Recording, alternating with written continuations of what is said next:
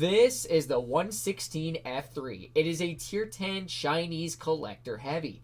It is a vehicle that was first introduced as a part of the 2024 Black Friday event.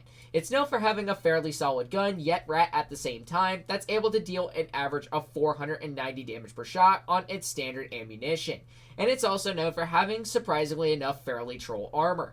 To where against 283 mils of standard pen, there's going to be a lot of troll spots that occur that you cannot seem to overmatch, upwards of 290 to even 300 and 400 in most cases along with that. You even have a troll upper infrastructure that you cannot overmatch, as it's upwards of 317. The only place that you could try to wedge your shells to the best of your ability is this little tiny gap right here, upwards of 128. And surprisingly enough, there's going to be a space bit on the underside of the lower plate that is upwards of 235 spaced.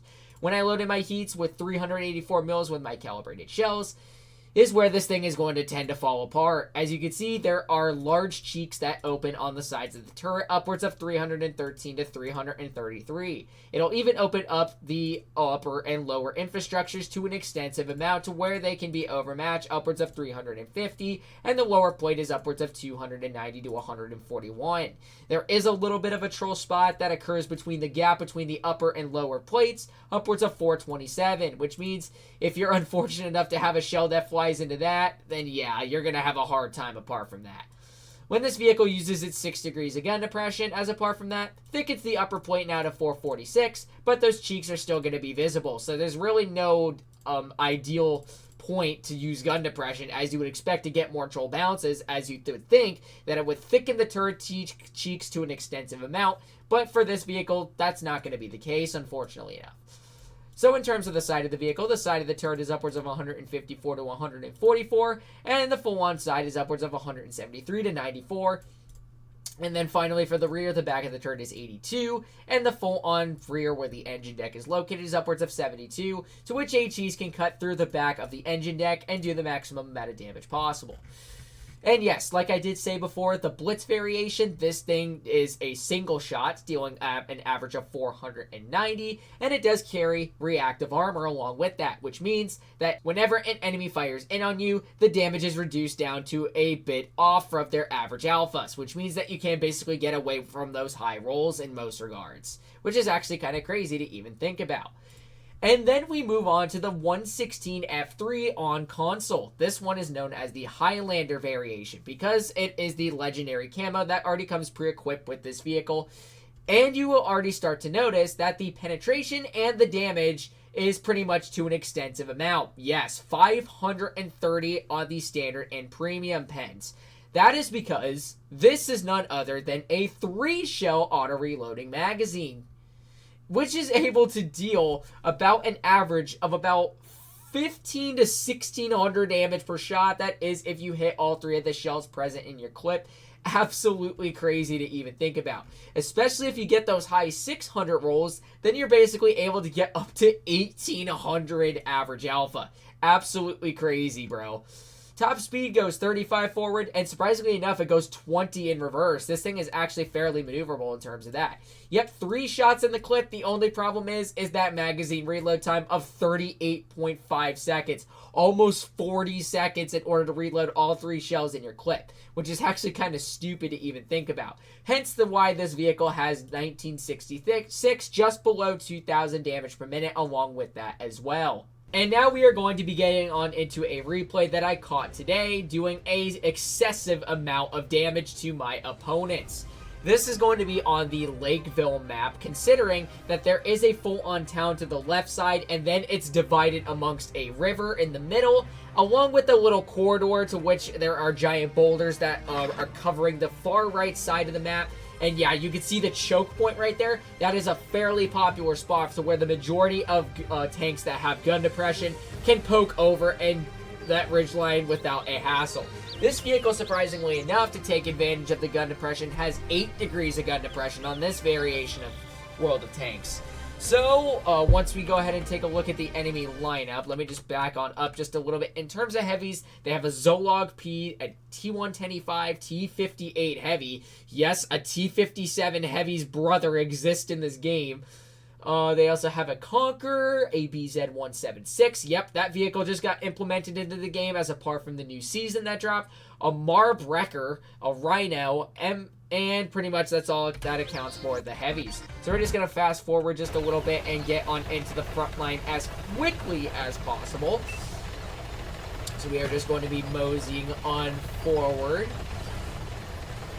So when you are trying to get out of danger zones, it's not really what the strong point of this vehicle's maneuverability but half is capable of doing. But backing out of those danger zones is really where this thing can become effective, especially for the fact that when you are poking over a ridgeline, a lot of vehicles do tend to miss as they kind of just rely on a heavy just to have terrible reverse factors. But this one just does not contribute towards such purpose. So we're going to be moseying on over towards this ridge line right over here, seeing how we can fare well. We got a couple of enemies, including the Zolog P that is spotted peeking his little turret up above the hill right there. We spot the enemy Conqueror off in the back. I want to try to get that shot out, but unfortunately we do end up getting a balance on it. So we are getting our shack and shell loaded on up. We got the Zolog P right there. Going to peck him for 593. Oh my gosh. And then we are reloading again. And there's another shot for 496. And yeah, here comes the tragic part, is that 30-second reload time, which is absolutely stupid for a tank like this. But yeah, 530 damage, that's a lot of damage, especially when you have a magazine that's able to hold 3 shells dealing that much. It's absolutely insane. So we are just going to continue holding these to the best of our ability. It looks like we got the majority of our team that is helping us along, deducting as much hit points out of the enemies as they can. So we are just going to be poking on over, seeing what we can do. We got the Zolog P once again. Wanted to try to get a hat shot into him, but unfortunately I bounced. But that's the beauty part of being an auto reloader, is that you can make up for your misfires. And there is another 500 damage shot into him. And then we're going to mosey on up. Looks like we got the Motion off to the side. And unfortunately, we miss him. It was the Moist Breaker, or whatever it's called. So I'm really bad at pronouncing tank names. Just bear with me apart from that. T-58 Heavy is down below. He's taking a fairly solid beating. We're just reloading our clip once again. Yeah, this is going to take a little bit longer than expected because, yeah. You pretty much just get the gist of it for having a high average alpha gun. Taking years to reload. Of course, that's what you can expect for something like this. Alright. Reloading again, we got the M48A5, also known as the M48 Patton. Alright. Not able to get a shot into him just yet. We also spot the Moorbreaker off to the side. Let's go ahead and aim in a nice shot for 546 into his hatch. Ooh, wow, this thing actually packs a ginormous punch apart from that.